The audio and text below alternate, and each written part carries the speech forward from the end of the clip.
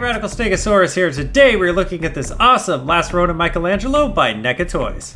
So just like the comic book that this figure comes from, the artwork was done by Ben Bishop, and it also contains a piece of a mural that Ben Bishop has been working on. I believe Michelangelo is number 11, as you can see on the side there in the series, so imagine that there's been 10 other pieces to this mural before that. Pretty amazing to see, honestly. So now I've looked at the packaging.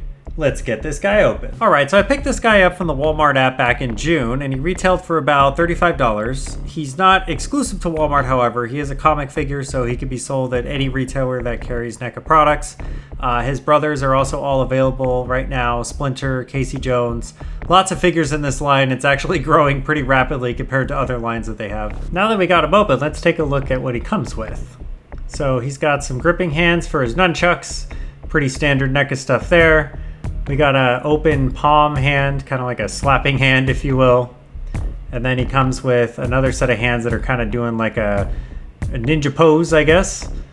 He's got his nunchucks, of course. And, of course, he has at least one alternative head. Overall, to be honest with you, a little anemic as far as accessories go. So, how does he move? Right out of the package, his arms are okay. You know, he can bend them. So, not too bad there, not too stiff, which is nice. Not a lot of movement. Obviously, he can't bend his legs back too super far. Certainly not as much as other figures. He definitely can't, has no real ab crunch or anything like that. Just really just more due to the design than anything else. But, you know, the joints are the right balance of loose and tight. So no complaints there, really. Trying to get the head off, on the other hand, though, a little difficult. Take some time. I ended up firing his other head across the room there, so that was nice. But I got it on okay, so I didn't have to use any hot water or anything like that. I was also really surprised at how easily I was able to get the hands off and swipe them out. That's kind of a big thing on some of these figures that could be a problem, and then people start using blow dryers and boiling their figures in hot water and all kinds of crazy stuff. Thankfully, I didn't need to do any of that here, and I didn't need to stretch his hands open to fit the nunchucks in them. They fit in there just fine. So let's see how big he is. He comes in at just under 6 inches, but let's check him out next to some other figures from the line. Here we have the Foot Soldier and the Last Ronin himself. So the Foot Soldier here is just over 6 1/4, so pretty big. And the Last Ronin comes in at about 6.5 inches. So this Michelangelo here is quite a bit smaller than the Last Ronin himself, which is kind of funny. If you're a fan of the Last Ronin, I think this Flashback Michelangelo figure is kind of a no-brainer. It literally looks exactly like the Ben Bishop artwork, right down to the colors. He's partnered with NECA to make sure that it's accurate. So if you love the Last Ronin series, then you should definitely pick this up.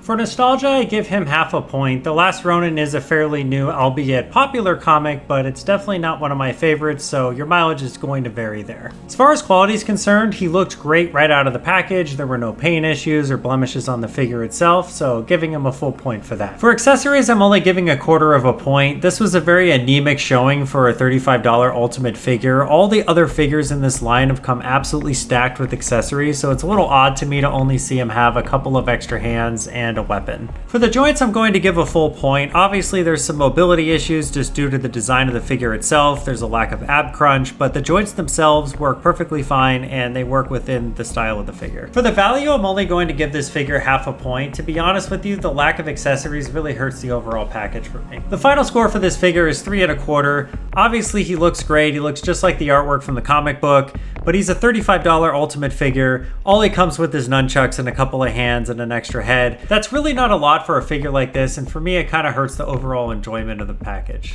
Time to see what my son Nemo thinks. Oh, not again, buddy! Thanks so much for watching. Please let me know what you think of this figure in the comments below, and check out my buddy Realms Animation. They're doing some awesome things, and I have a link to their profile in the description. See y'all next time.